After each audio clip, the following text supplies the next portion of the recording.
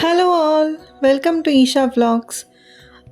మనం సంకష్టహర చతుర్థికి పూజ ఎలా చేసుకుంటాము ఏంటి, ముడుపు ఎలా కట్టుకుంటాము అండ్ ఆ ముడుపుని తీసి ప్రసాదాలుగా ఎలా చేసుకుంటాము అన్నది ఆల్రెడీ ఒక వీడియో తీశాను కదా నేను.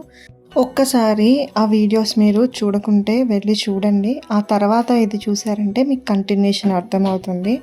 ఇక్కడ నేను తీసిన బియ్యాన్ని ప్రసాదంగా ఎలా చేస్తాను, ఏ ఏ ప్రసాదాలు ఖచ్చితంగా చేయాలి అండ్ అవి ఎలా చేసుకోవాలి అన్నది చిన్న వీడియోగా తీసి చూపిస్తున్నాను.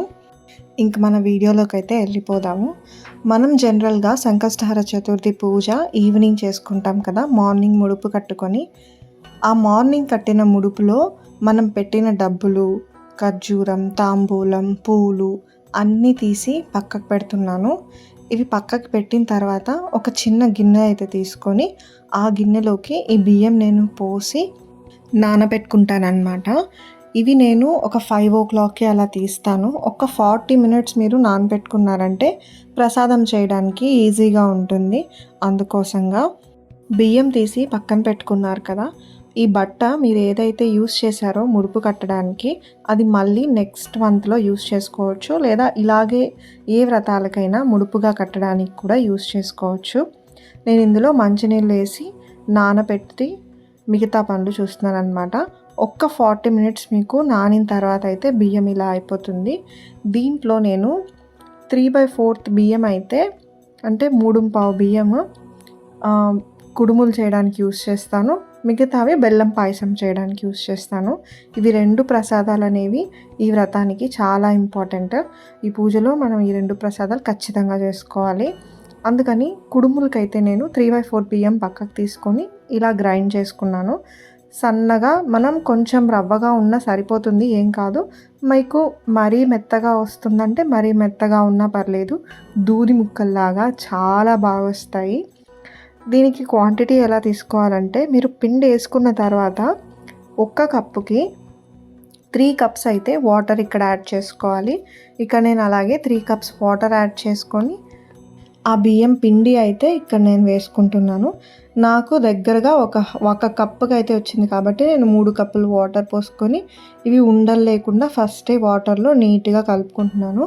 ఇప్పుడు పోపు కోసం బాండిల్ పెట్టుకొని ఆయిల్ వేసి అందులో ఆవాలు కొద్దిగా చిట్లిన తర్వాత పచ్చిశనగపప్పు అలాగే కొద్దిగా మినప్పప్పు ఇవి వేసి ఎర్రగా వేపుకోవాలండి. ఇవి పోపు మాడకుండా ఉంటే మనకి కుడుముల్లో తినేటప్పుడు టేస్టీగా అనిపిస్తుంది, లేదంటే స్మెల్ అనేది మారిపోతుంది అనమాట.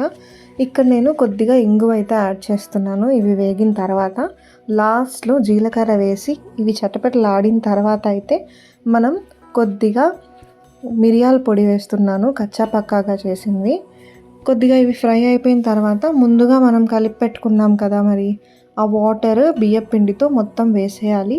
ఇవి వేసిన వెంటనే ఫ్లేమ్ అనేది కొంచెం మనం మీడియంలో పెట్టుకొని కలుపుతూ ఉండాలన్నమాట, లేదంటే ఉండకట్టేస్తుంది. ఇది థిక్గా పేస్ట్లా అయ్యేంత వరకు చేసుకోవాలి. చూసారు కదా, ఇది మీకు ఒక 7 minutes పడుతుంది ఇలా రావడానికి. నాకు 1 cup అంత పడిందనమాట.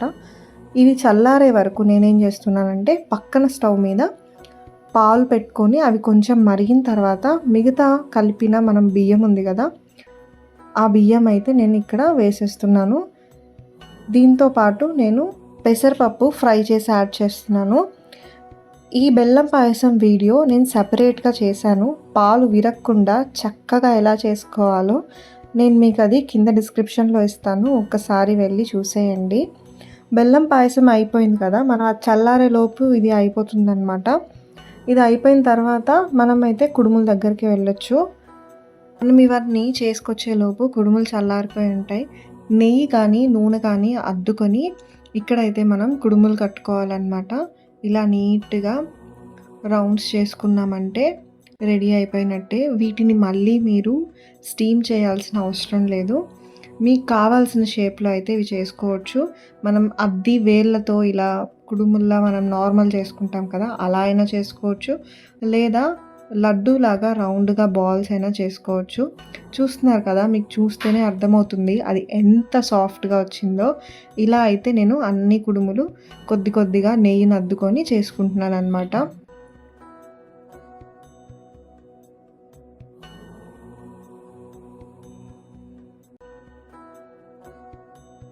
ఇలా అన్నీ రెడీ చేసుకున్న తర్వాత అయితే తీసుకెళ్ళి దేవుడి దగ్గర పెట్టుకున్నాను. ఈ పూజా విధానం అంతా నేను పెట్టున్నాను ఆల్రెడీ. డిస్క్రిప్షన్‌లో ఇస్తాను చూడండి. లాస్ట్‌లో అయితే చంద్రుడికి అర్ఘ్యాలిచ్చి సంకష్టహర చతుర్థి పూజకి ఉద్వాసన చెప్పాలన్నమాట.